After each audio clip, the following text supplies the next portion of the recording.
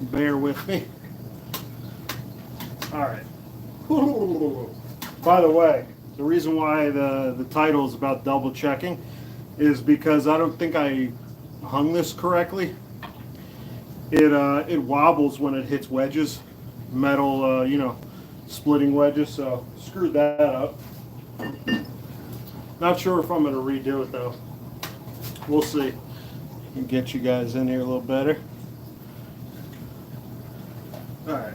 So we're shaping up this handle. Maybe I should be sideways. I really made this more difficult than I have to. Now you guys are in for a treat because these legs are not wedged in. So I'm going to move this and we'll see how it goes. Yeah, this is going to be better. Okay. Now we're looking good.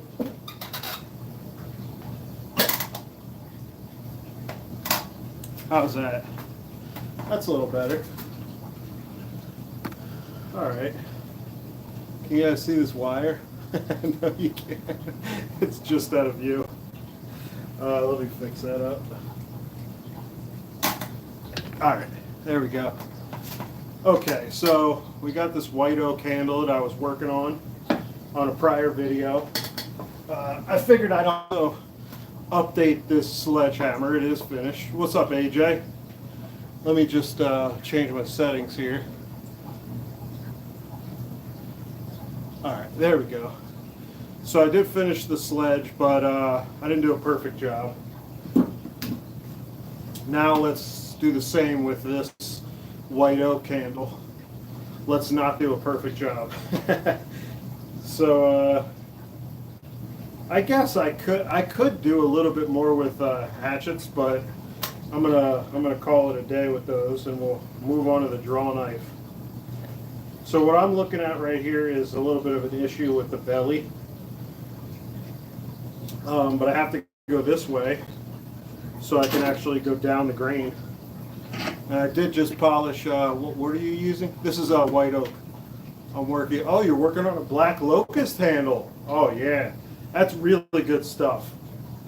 I have a little bit of black locust, but it's not full size handle lumber. It's just like hatchets. I'm really excited to use it. Man, this is really polished up. So I just polished this. You only have birch for handles? Oh yeah. I've heard that a lot of places are just, that's like one of the only hardwoods people have. Is it a boreal forest? I don't really know what boreal means, but that's what I imagine birches and softwood and conifers. All right, now let's see what I did there. No, I got to remove this. There's a big hump. Now I'm going into the grain a little bit here.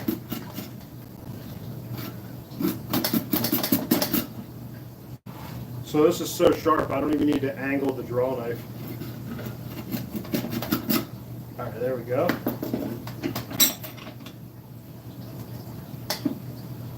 Nah, that still looks like shit. But so does this right here. I don't know if you guys can see. So my problem areas are that this is really thin, and then it gets thicker. And it's really width, not thickness. But in this dimension, it's thickness right now, how I'm showing you. But let's work on the thickness right now of the regular dimension, or you'd actually call it thickness. Let's see. Really, I should turn this around because this is going down the grain. If I go up, it'll tear out. Let's just show you that. Oh, maybe not.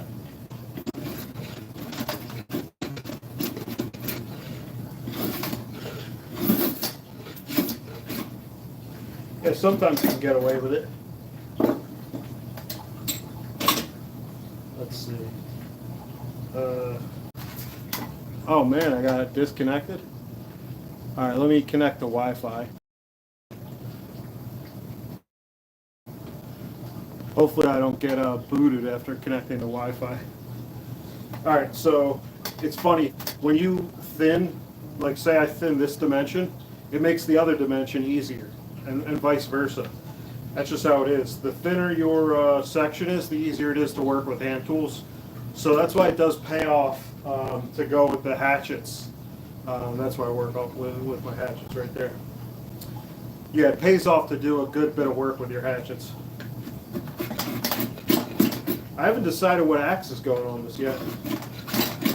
Maybe we'll do that after I get more work done on it.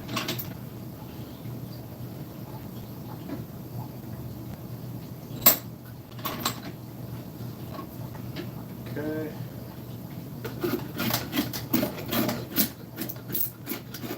There was some tear out. I love the smell of white oak.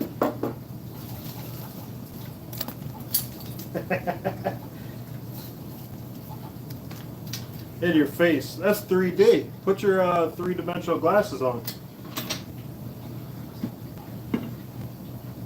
All right. Wow, that's actually pretty. I don't know if you guys see. Could be a good fire axe. Yeah, that's actually a good. That's a good suggestion. What's up, Raw Axes? Yeah, that's a good suggestion. I have that fire axe that's really cool, that old fire axe that's at least a two-piece. So thank you, because that's in the running now. I wouldn't have thought of that, but that is something I need to hang. And I think this is kind of a long handle. Let's see. Let's see how long this bad boy is. It's like 30 and a half. So it'll come down a little bit maybe.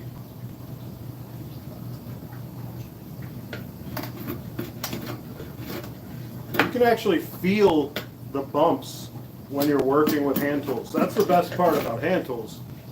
Well, that's one of the best parts about hand tools is when you're using, let's say, an angle grinder with an aggressive cutting wheel on it, you're not going to feel where there's a concave or a convex, right? You're not going to feel where there's extra wood or not extra wood.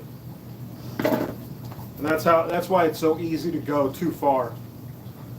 I use just regular linseed oil or flax oil. Same thing. Linseed and flax oil are the same thing, I believe.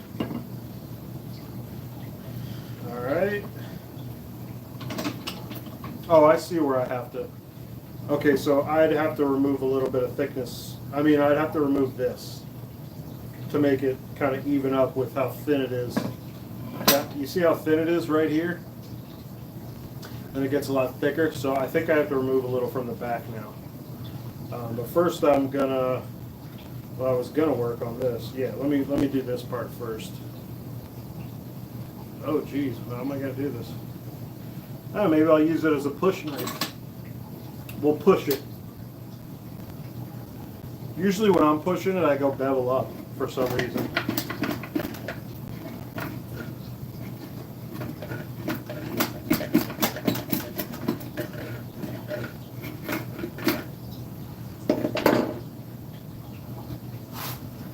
Let me see what you said there. Oh, okay, you use flax too. Yeah, it's good stuff. What do you guys think about the smell of linseed or boiled linseed or flax oil? I don't really mind it, but I do have to wash my hands every time. A little bit goofy here. Trying to sight down. Okay, this is where I need to remove a little material.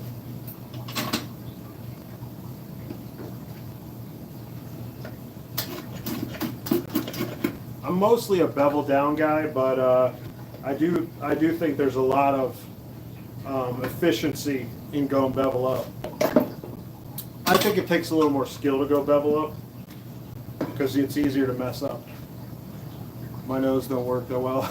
Lucky you, man.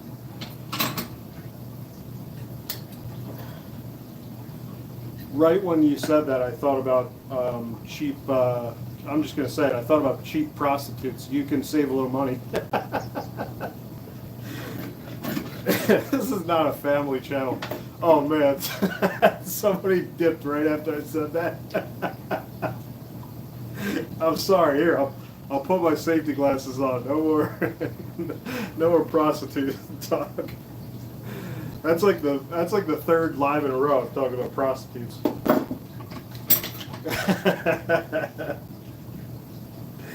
Oh man, I do feel bad because I know a lot of people are family men that are into axes, and I say some wild stuff sometimes. So.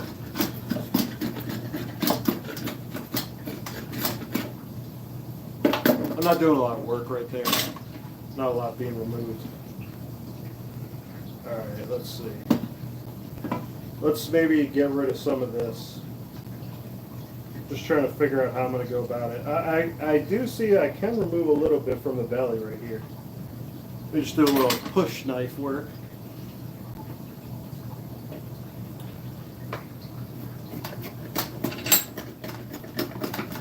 Not a lot being removed here.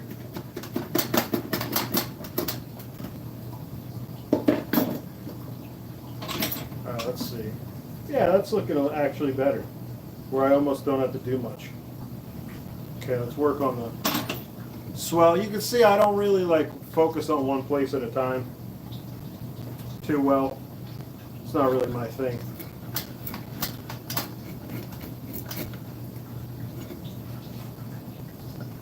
So this is going up the grain, but I'm going to be doing slicing cuts to try to circumvent.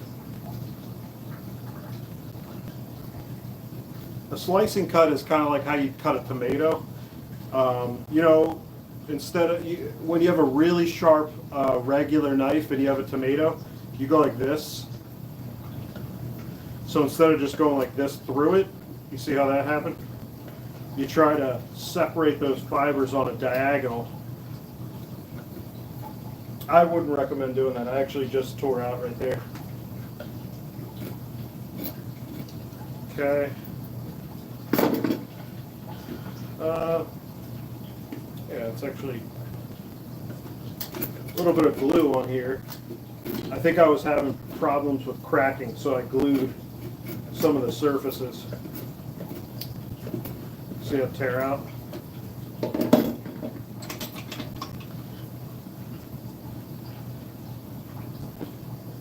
This right here is a little bit of bark left, so it's giving me a false sense of security that I have more material than I actually do.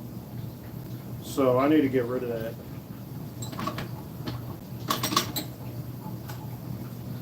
You'd be surprised how thin a handle can be and still have a nice palm swell. Let's measure. Let's see how much material. Oh wow, this is really coming down. Oh boy. Now I'm worried. All right, let's see. That's pretty much to the actual wood. Oh boy. Look how much material came off of this part. Oh, thanks, man.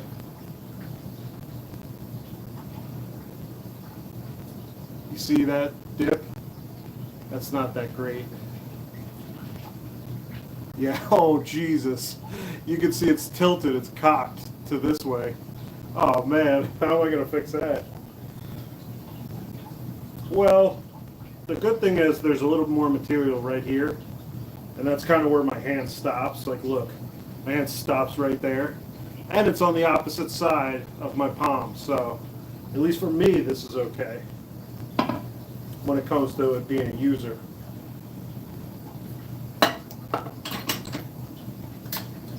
Instead of using it as a push knife, you could just set it up like this so you can actually draw. For curves, you definitely can't go bevel up. At least that's my experience.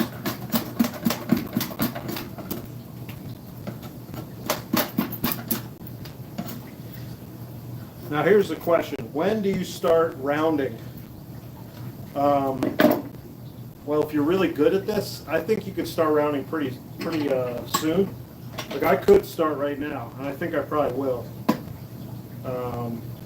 Yeah, let's start rounding it. Have to go this way. This is down the slope of the grain. So you see how it slightly goes down. If you don't go down, you're going to tear out. It's just how wood works. How am I going to start doing this? Sometimes I like to do this with a hatchet. Hey, is anybody watch Buck and Billy Ray's videos? Is he live right now? I was a little worried going live at the same time as Buck and Billy Ray. I join his lives all the time. It's fun.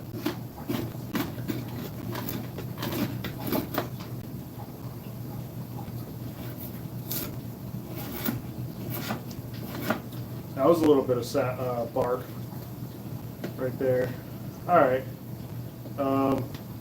Ouch. Let's do it. Let's go to town on this thing. Let's start rounding. All of a sudden, all my confidence is gone. How I do this. All of a sudden, I forget how to work a wood.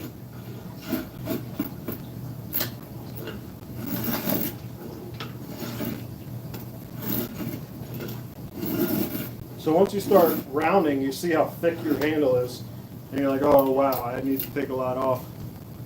Not sure what I just missed you saying. AJ, I think it was AJ. I'm gonna look in a second. See how that already looks a lot more like a handle? I barely rounded it. Let's see, what do we got here? Okay, he's not live, good. I don't want to come into Buck and Billy Ray's territory. Careful on, yeah, look, this is missing a lot of material right here. I can't do anything about that. That's where the sapwood lied, and maybe I should have tried to save, like, I should have pushed the whole handle over to this side because of that, but I just wasn't aware enough. But yeah, I don't want to go into any live wars with Buck and Billy Ray. He has a bucking army. I mean, that's pretty scary. I like the buck wood though too, so I just don't do it with a chainsaw.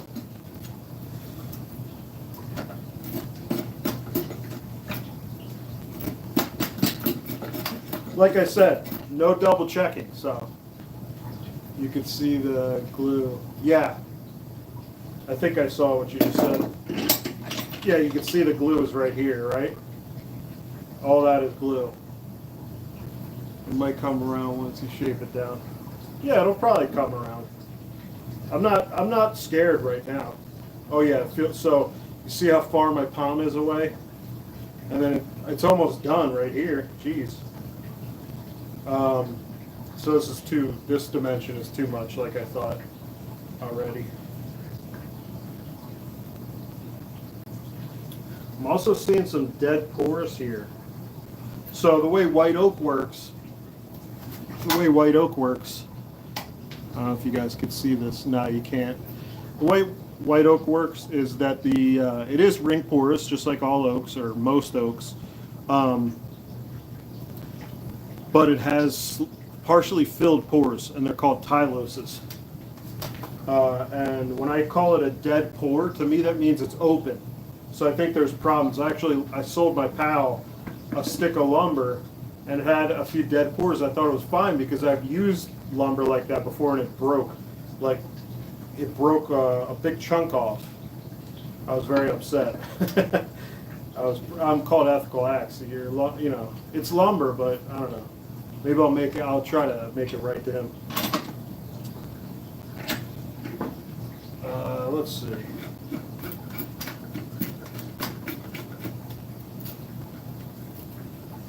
That's goofy.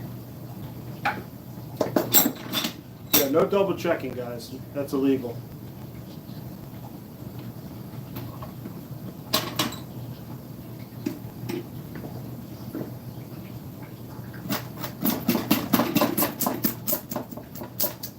Oh shit. I just look at this tear out. I just went deep into the handle right there. Shit. No double checking. So that's because the way a handle works, when you have a little curve, it goes down the grain and it meets another. So if that makes sense, it meets at a concave, and that's kind of like the tear out point. And I hit that point a long time ago. So we'll see what we can do here. If I mess it up, that'll be cool to do on camera, so you guys can see that this isn't, I'm not just like a perfect handle carver. Not in any way. Damn, that is so far in.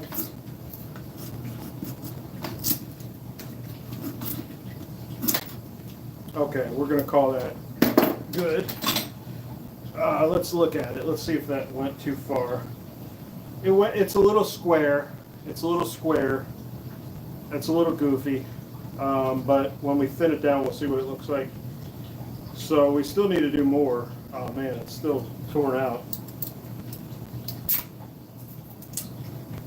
Jesus. Okay.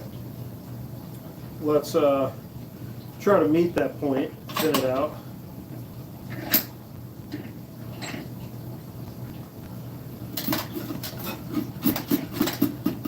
So the trick to working at that concave, that meeting point, the middle of the concave, is to go upwards. See, I'm tilting upwards. Look at my elbows; they're going outwards because I'm tilting.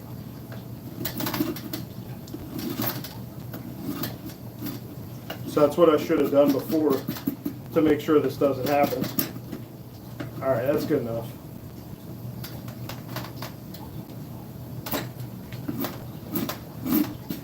Trying to even it out now.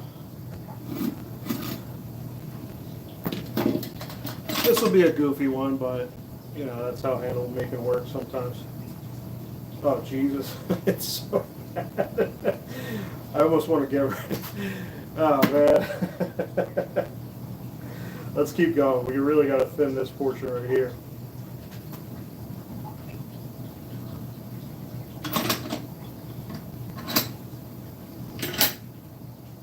Okay.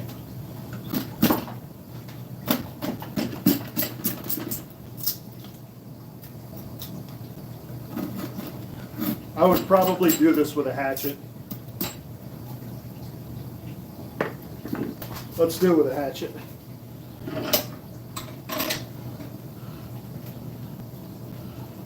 Yeah.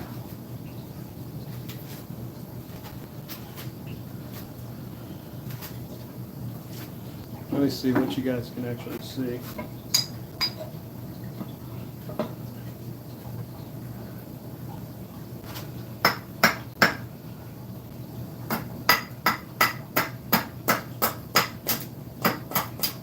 Okay, that's a little better.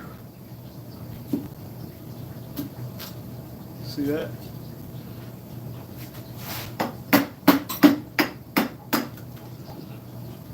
Let's even do this. This is going into tear out, but there's extra material, so it should be okay. And now I'm getting rid of that inclusion that I showed in the video. You see that? Right there. Right there. That'll tear out probably, so let's kind of try to do preventative work there. All right.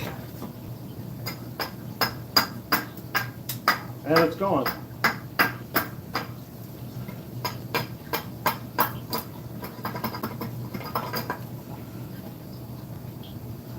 Man, this handle is starting to look bad.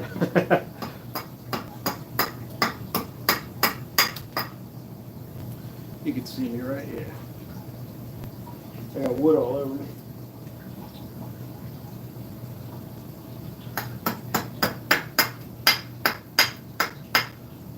Okay. It'll be okay, I think. I think it'll be all right. Not really liking some of it though. That needs work.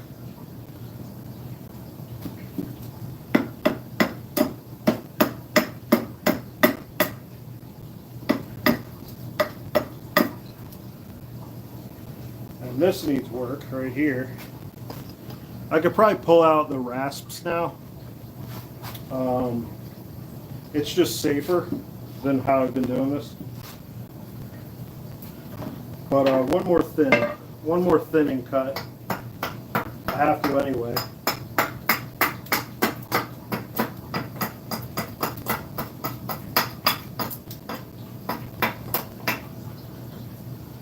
Another tear out.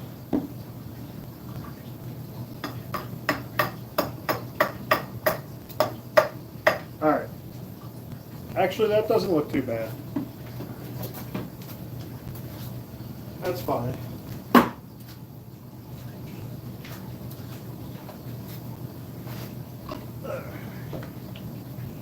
Whoops.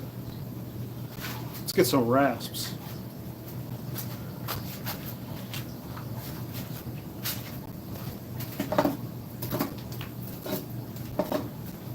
The reason why rasps are so safe is because it's pretty hard to tear out with them. They're like, you know, they're for beginners or people trying to be really careful. All right. I'll show you, you can actually use this in multiple ways. You don't have to just use it like this or like this. You can actually use the fourth or third or fourth sides as well. I find the third and fourth side is really good for curves.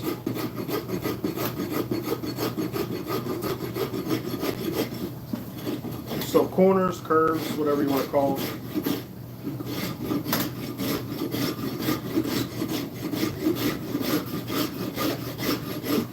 Another good thing about the Farrier rasp is it's almost like a plane. It really evens things out. Makes it easy to not go too far in one place.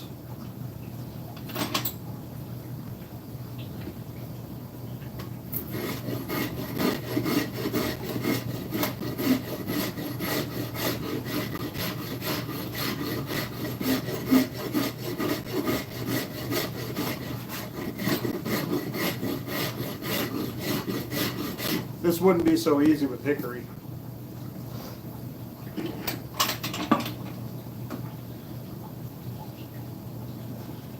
So the handle is very thick right now, but I'm taking that into account with how I'm doing this. I think on the last video I made I said I haven't ruined a handle yet. I guess I haven't really. I've just kind of finished a handle I didn't exactly like the shape of when I go too far.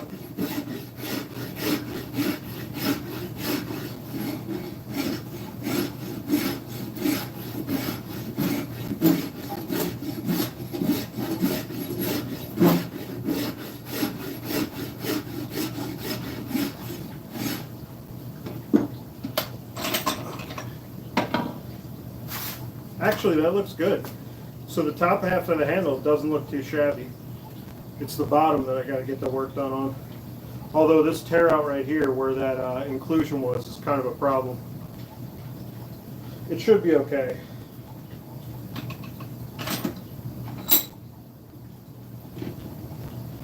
I always move this handle on the vise down away from me because sometimes you'll hit it when you're working fast.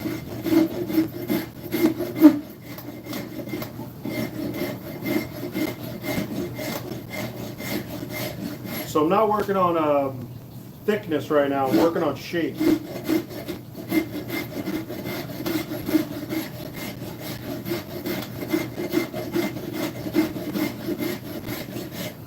Alright, let's hope that it looks good now.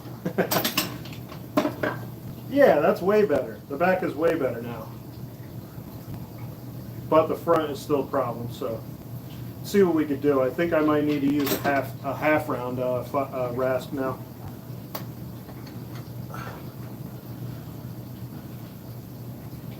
I would have liked to not leave this junk right here. Let me show you. No, I don't, AJ. I just saw what you said. I don't smooth with sandpaper most of the time. I just use files. So you see that junk? I would have liked to remove that right there. so it's a little more smooth. But should be okay with a half round.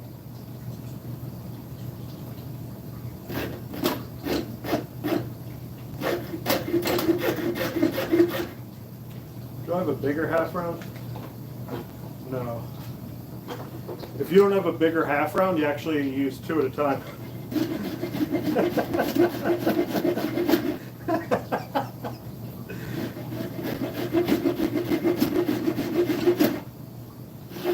They call me the dual wielding demon.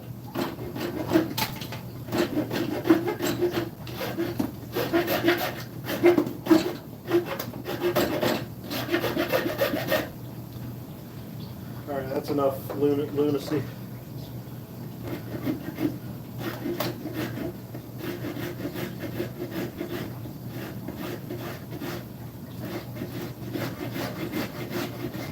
By the way, guys, thanks for watching, commenting. You know, you can call me in. You can say insults. You're allowed to insult me. I like that kind of thing, you know? No, I'm just kidding.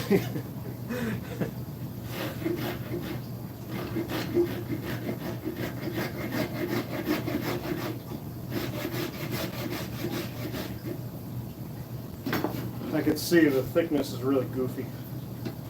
All right, let's moment of truth. Yeah, that doesn't look half bad. Was working on a handle earlier too, freaking hot out in the shop. Dude, it was a couple days ago, it was the hottest day in 12 years here. Yeah, that actually looks pretty good. We're getting somewhere. A little bit of an inclusion right here, but you can barely even see it. It's just like a little pinhole. All right, I'm liking this. It's shaping. Let me do this first.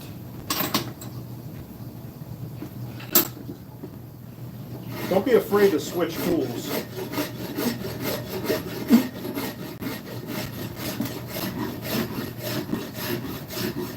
Right here, I really don't want to take more out. Yup, let me see what you said right there. Yup, I'm in Bucks, man. We're close, yeah. Was working on it. Oh, okay, I didn't even see that was you, Mills Creek. Thanks for coming in, hanging out. By the way, everybody here is going to be entered into kind of like a Squid Game type of thing, and only one will survive. But, you know, thanks for coming in. Everybody here will die. I just finished Squid Games, that's why it's on my mind.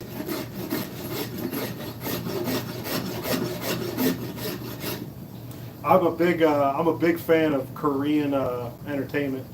I'm here for you until Bucking comes on. Nice. Hell yeah. I'm going to tell me when Bucking comes on so I can go too. He might not because he's been doing so much. It's 91 here in Oklahoma. It means it's 1,000 degrees in the shop. Yeah. Man, how about the humidity though? It's not until you get older that you understand that if you're cooking a piece of meat, it's called wet bulb temperature. If you're cooking a piece of meat and it's in a humid environment, it cooks faster, more efficiently, and it's better meat. And when it's humid outside, it's cooking us more efficiently. So that's why when it's hot, and also the hotter it is, the more moisture can be in the air. When it's cold outside in the wintertime, the air is relatively dry. Yeah, that's a problem right here.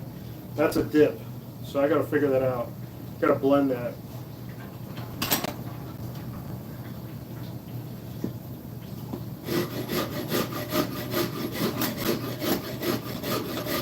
That should do it. I'm actually not that worried about this tear out right here. I think it'll be okay. Yeah, just like that, it's almost gone.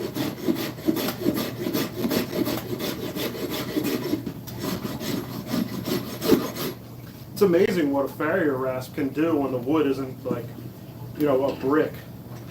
I feel bad for the Australian fellas because they like, I'm guessing character adds character. I was very confused for a second. I thought you were naming a new Pokemon or something. Oh, the character, yes.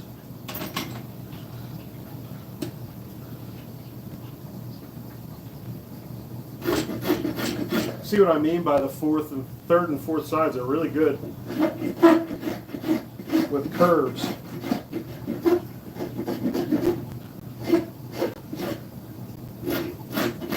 Not how I do it most of the time. Let's see what you say there. I just hopped on. What wood is that? White oak? Yes, sir. It is white oak. You can smell from here, right? Best smelling lumber, in my opinion, is white oak. Well, one of the best. That might make it look really plain, but it's just too low right there. I got to do this.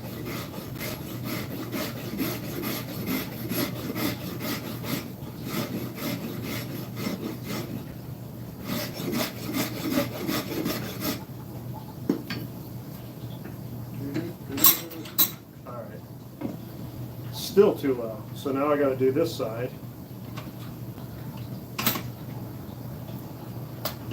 Then I'll start working on the thickness.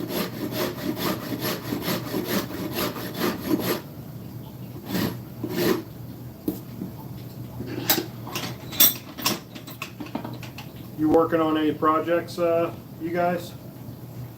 You got anything going? Let me show you guys how I do the palm swell. I repeat this a lot because I think it's just so important. So because of the angle your hand stays at, let me show you guys. Because of the angle, you see how it goes down? So your palm goes down to the back. So because of that angle, I try to match with my rasp. And I go up. So that helps a lot to make that taper, because I try to eat in right here, and then eventually I get to, you know, the actual stop. I made a handle out of a pecan the other day. It turned out great. It's very similar to hickory. Looks a lot like it too, a bit harder though. Oh, interesting.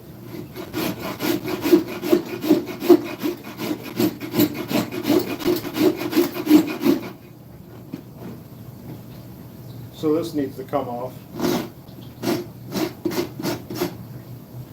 Oh, keep going. This is what the half round. The half round really excels when it comes to this part of the hook. Or not. Oh, you guys just wait to see what I'm doing right here. It's not going to work. I was trying to get my file card with the tip of this.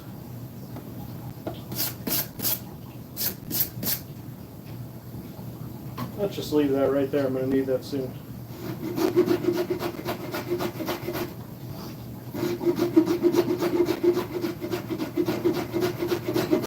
You see, I'm pretty chaotic handle shaper. It's so much slower when you're doing it like this, instead of just like, okay, I did that part, now I do this part, now I do that. You know, I kind of go back and forth. No double checking. No double checking.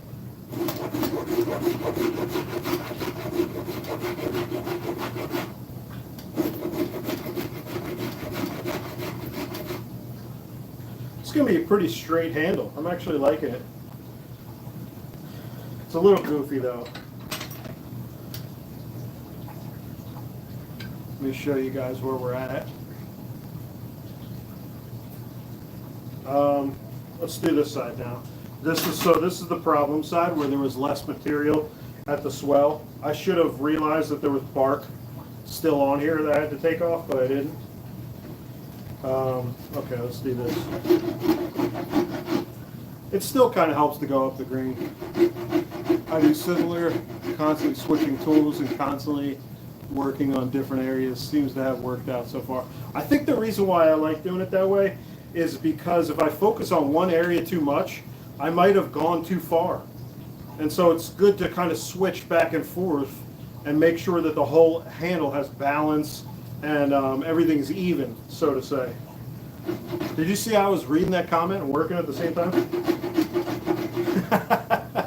I'm not saying, you know, like my video because I just did that, but fucking like the video, guys. Come on.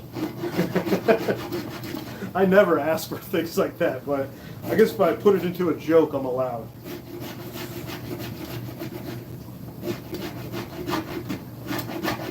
All right, let's go to the farmer's file. I mean, farrier rasp.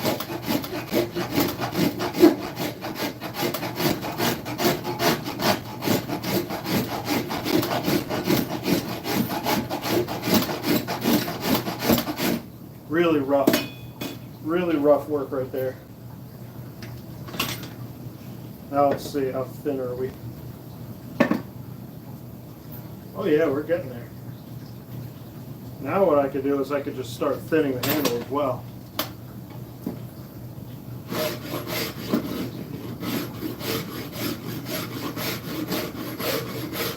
Man, once you get the handle to a certain like thickness, if it's thin enough, it makes the farrier rasp so much easier to use. When you're trying to like remove material from this huge, here I'll show you what I mean. Try to remove material from a big hawking piece of lumber like this. With this, I mean, it's brutal. That's why guys use band saws to kind of cut the shape out of this dimension. It's just so much easier to get your handle pretty thin with a hatchet, at least for me, before doing that.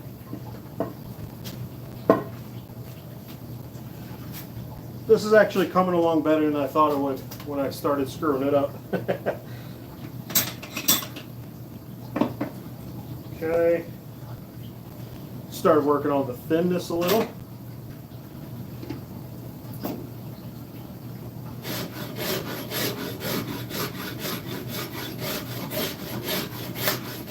I want to make sure to keep a lot of thickness in my tongue, just in case I need extra to align the axe.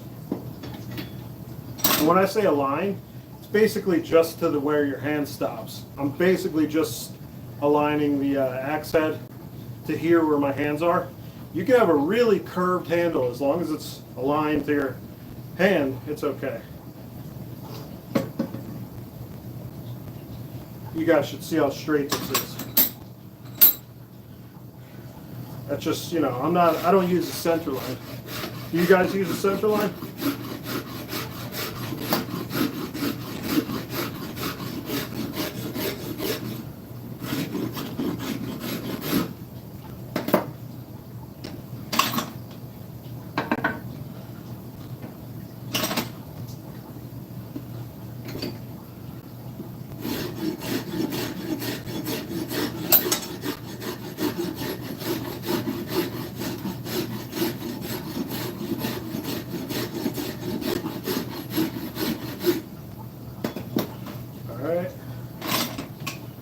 Now let's work on the back of the swell a little.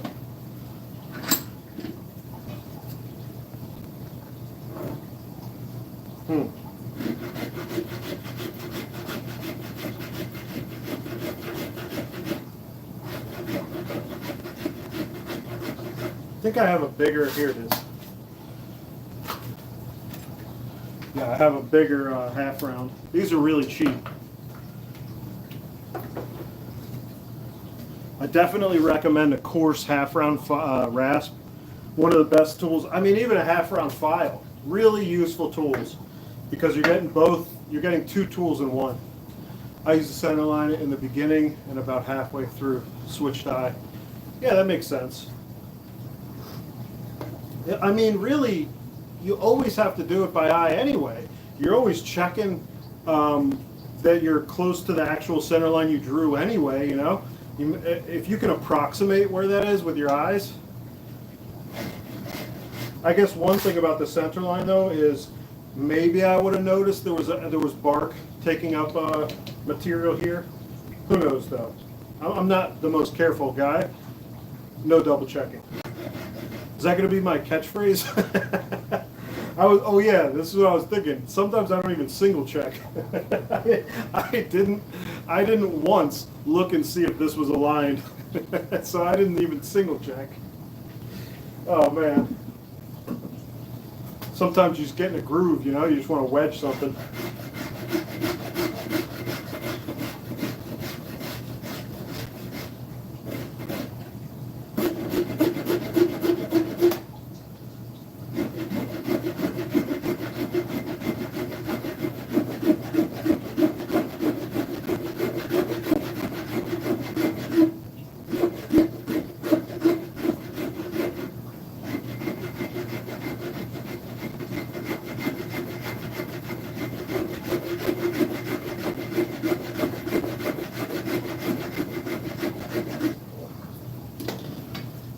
Well, if you're new to handle shaping, you'll see a lot of techniques here, so that could help you a lot. I'm not saying do everything the way I do it, but there's definitely techniques that you can transfer to your way of doing things. Still a dip right here. Not really sure what I'm going to do with that dip. I mean, I know what I have to do. All the other stuff has to be thinned to that point. Unfortunately. Looks like it's going to come out of the back. So where's my low point? Right here. Stick my thumb there.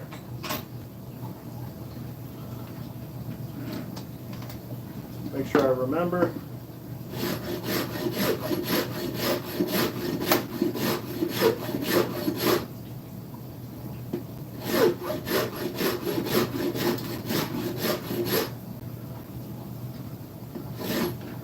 That's pretty good. And now that tear out is completely gone. Yeah, we're close. Very close. It's going to be kind of a square handle. That's okay. We'll try to round it more than usual. Back to the palm swell. All right. Oh, I'm a little loose here. There we go. Okay. All right.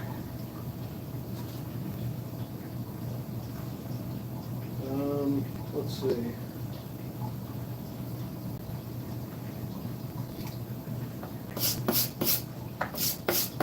Usually I go like this. Sometimes I just, no time to waste.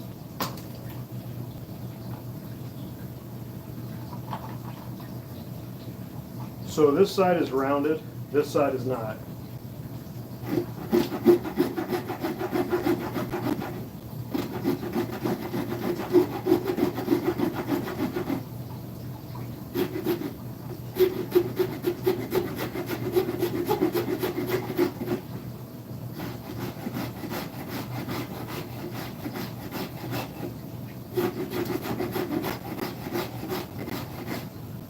I could do draw knife work right here. Where is my draw knife? Oh yeah, I dropped it.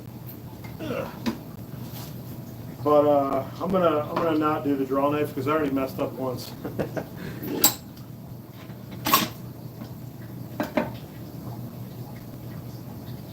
Not looking bad at all. Let's go back to the side of the swell. So once again, my hand angles down. The back of my palm angles towards the back. So we're going to do the same thing with the angle of the file or rasp.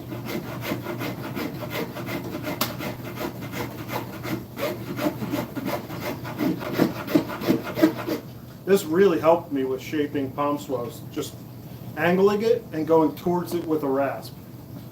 So I'm cutting up the grain right now. It makes for a rougher cut, but because this is a rasp, it's not going to tear out.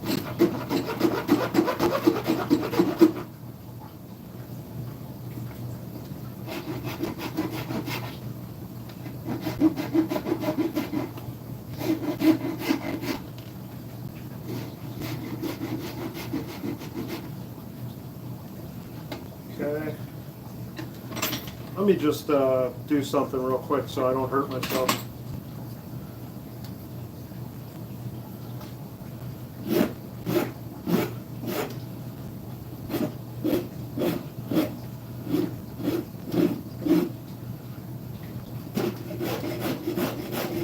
just chamfering. It's also a good idea to chamfer as soon as you can, just in case you forget to.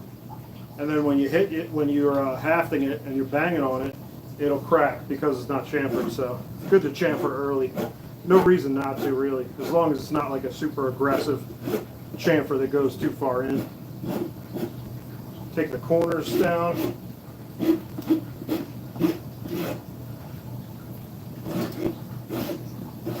You can see there's glue. There's glue on my end grain.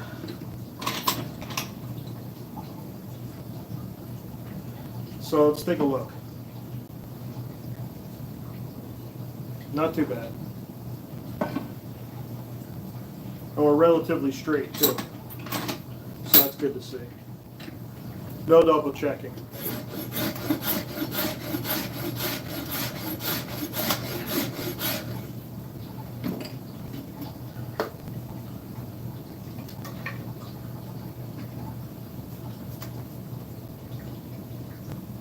We get some water here.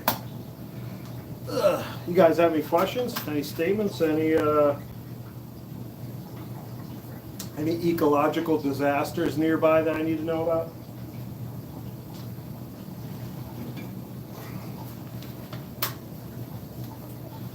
Oh yeah, let me just give it a little stretch-a-rooney. All right.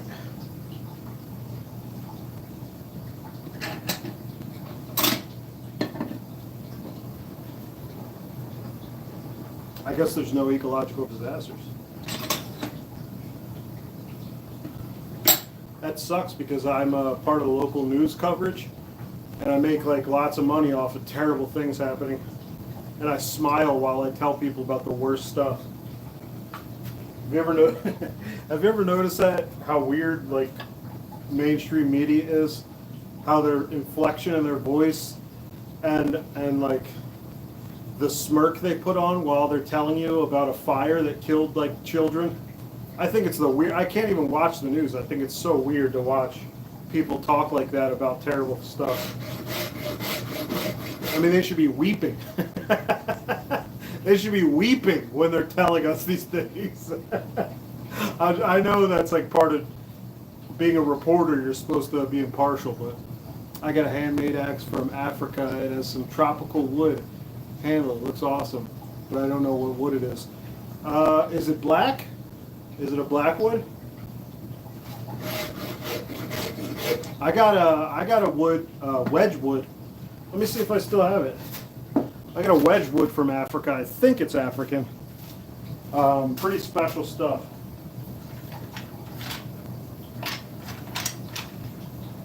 Yep. Yep, I still have one left. So you can't buy this wood anymore. You can't buy this anymore. It's very, very cool wood. It's oily. I think it's used in water applications, like underwater applications, because it's extremely water resistant and rot resistant. It's more like yellow and super hard. Oh, interesting. So this is called Iki. E-K-K-I. No, this is not Wang. This is Iki. Very special. You can't buy this anymore. It's endangered. If I knew it was endangered when I bought it, I probably wouldn't have bought it, but it just so happened that I did. I wasn't really thinking about things like that before. Very cool stuff. But the funny thing about beautiful wedges is, like, so this is beautiful. The side grain is gorgeous, and then you look at the end grain, and it's like, yeah, that's nice, but it's not this. It's funny how that works. When it comes to wedge wood, you're basically picking an end grain. If you're thinking about looks, you're picking an end grain. So something to think about when you're doing it for someone else, or you have a special project. Pick a wood with beautiful end grain. I think black locust has very nice end grain. Elm has very nice end grain. Oaks have really nice end grain. Beech is okay. Poplar is what we use, and it's pretty boring most of the time. All right, let's go back to work.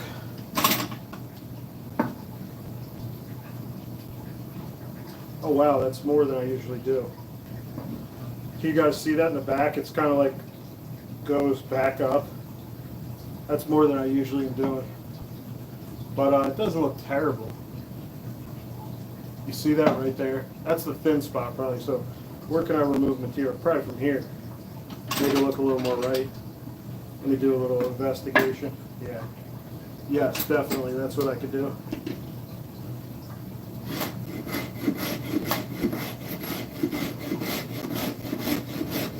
One thing about let me see what you just said. Bolivian rosewood is pretty decent. Oh yeah, rosewood's very nice. Rosewood is very popular for hand tools, I believe. I forget what I was about to say. I really forget what I was about to say. When I stopped to read your message, I was like, I'll totally remember what I'm about to say. It's easy peasy. But nope. Okay, now let's look. That's a little better. Remove a little from here. Actually, yeah, let's get out of the vise. Oh, I remember what I was going to say with the. So metal vices are really. This is great. This low bench with a vise, I call it a vise bench. I really love this thing, but when you're working on a piece and there's this big chunk of metal here, you're going to hit yourself if you're not careful on your knuckles or your fingers. It'll really hurt sometimes, so it's something to be careful of. That's why I always push this downwards or out of the way at least when I'm working on something.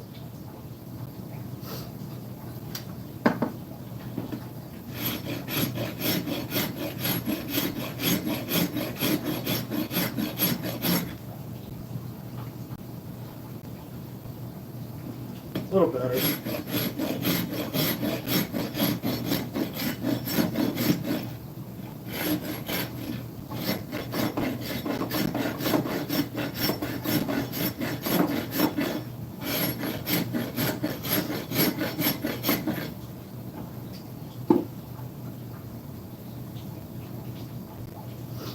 Do you guys get your stuff from flea markets?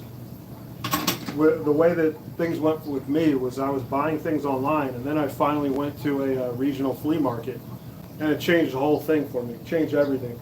I was able to get stuff like this easily. Hey, what's up, Urban Lumberjack? Hell yeah, dude.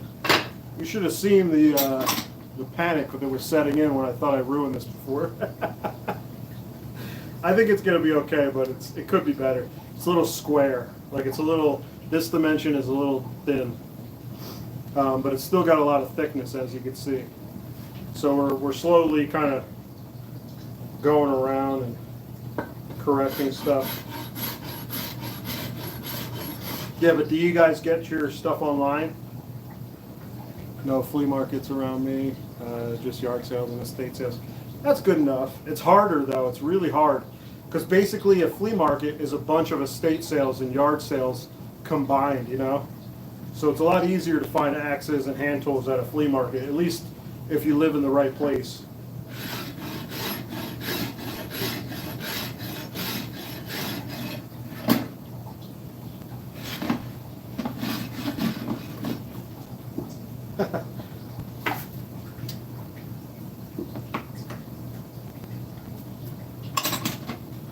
You know what? I should try something.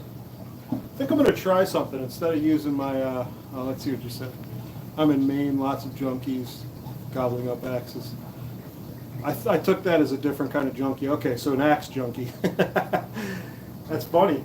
Yeah, Maine has some amazing stuff. But hey, you're lucky. You're in Maine. You might not have a flea market locally, but that's better than a lot of other places. Like if you're on the West Coast, it's going to be hard pickings. So I'm going to try something. This is going to be like a stop. That's really annoying me. Let me move that out of the way. Oh, right back to where it was. Yeah, let's try to make a little stop here. So I try to put my jaws so they're even when I do something like this, where it's like close to the side. This is just a file handle or a rasp handle. Will this help? I mean, it's nice, but I don't have a lot of length on my bench, so it doesn't really make sense. But let's see. Let's make it myself like a handle lathe. I forget what those are called, the manual ones. It's not called a lathe. Handle vise, maybe? Yeah, no, this is not. Let me go like this. Instead of like a dog, let me put it down here. Just so they're clamped together. I don't know if this works. Hey, I'm trying to innovate here, okay? It's not always going to look smart.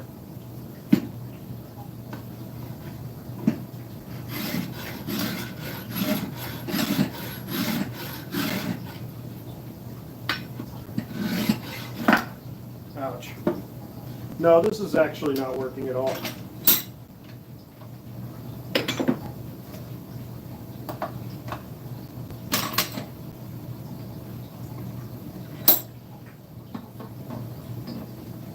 Sometimes you just want to hold it. Oh, that's nice, yeah. So what I'm doing is I'm kind of like leveraging it like that, so it's tight in there. Now my only problem is there's a huge chunk of iron at the end. I don't want to mess up my ferry rasp.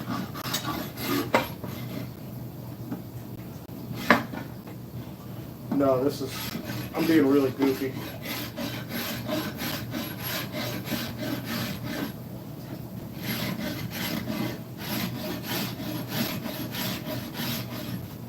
Let's see what we got here. My vise has made me bleed a few times. I kind of have the same set put on. Okay, so you're on a regular workbench. This is more like a Roman style workbench. It's not really, but it's basically just an actual bench. It's just 4 legs on a really roughly riven piece of sweet gum. You're not even supposed to be able to rive sweet gum, but apparently I got it done. And this was easier than some ash that I've riven. It was crazy. It was really stringy, but it wasn't that hard to rive, honestly.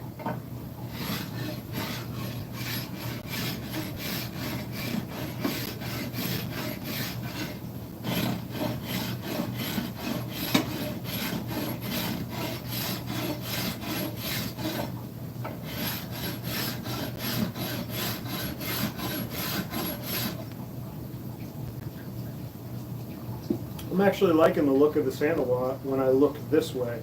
There's a lot more curve than I usually have to this part. Okay, now I gotta work on here.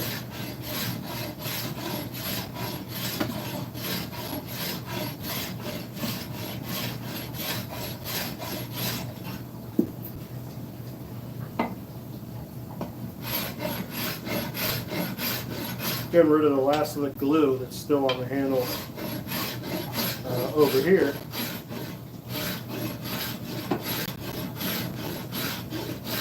Matt Keevil said something really interesting that I kind of do naturally sometimes.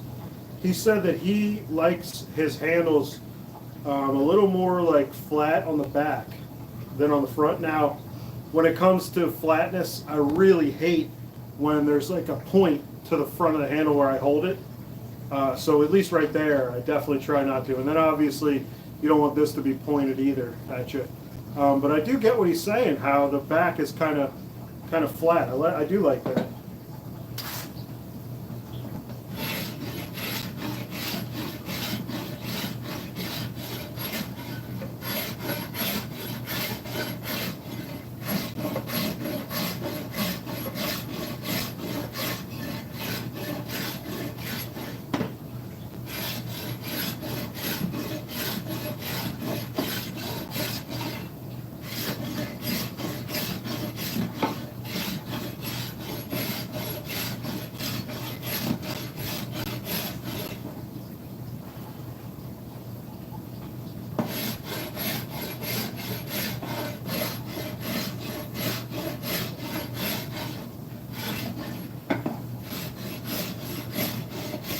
So you can see that I'm mostly avoiding this dimension and this dimension because really all I can do is thickness now. Because this is, look how thin that is in this way. I really can't touch it. Except for right here. See a little issue.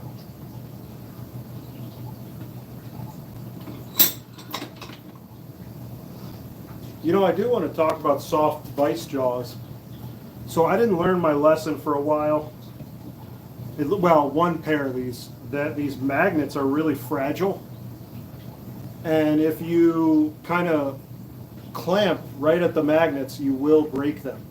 So these, I've had these soft jaws, got to be at least 2 years now. So I've kept good care of these. But if you're not careful, you will break these magnets. So I kind of try to clamp in between them or on the sides. I'm probably just lucky. It's not because like I'm really worrying about it either.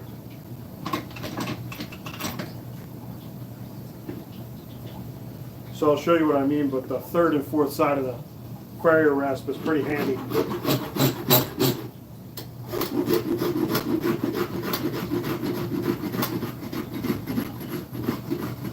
It can eat into wood like a Shinto rasp though. So you gotta be careful.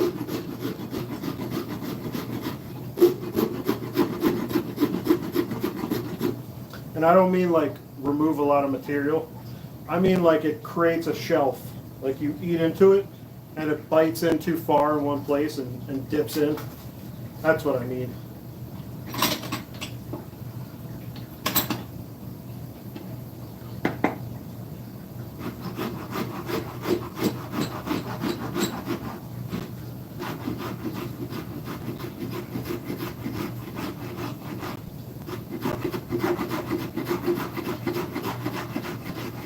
Okay, now let's check it out. Yeah, it's pretty good. This needs to be a little more rounded, like a little more curved. Let's do that. So I'm tilting downwards now, just so I can see exactly what I'm doing.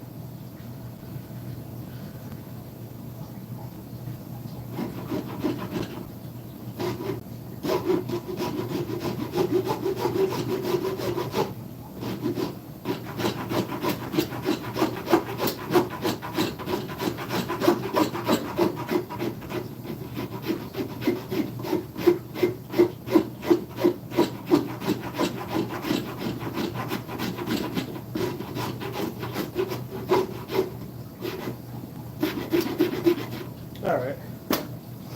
Let's see. Did I miss anything? Hardwood or sapwood? What's better for handle? Let me think, AJ. Well, you know, when it comes to hickory, people say sapwood is better, but hickory is so good, you can have a hardwood handle. It's not going to make much of a difference. Maybe if we're talking about weaker woods, you might want to check and see what's more flexible. I just use whatever I have. This is actually half and half, which you know people will say is a delamination point. And now that I'm thinking about it, I'm not really sure. I've seen too many very old vintage handles that are both sapwood and heartwood, so maybe there's something to that.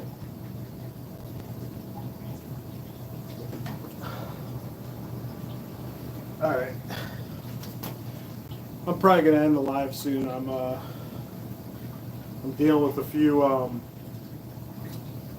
babysitting some grandparents, and I haven't even looked at them in a couple weeks. So, oh yeah, I was supposed to feed them a couple weeks ago. It's okay. Sorry, sorry to hear my bullshit. Oh yeah, that looks good now. I mean, not perfect, but yeah. Good to me. Look how straight this is. Very interesting. So this was basically by eye. I didn't really, you know, yeah, I didn't have any guidelines for this. Okay, yeah, let's end the live there. Thanks for coming, guys. I appreciate it. It was a fun one. Did a lot of work on this handle. Well, I don't know if you'd call it a lot of work, but I did some work on this handle.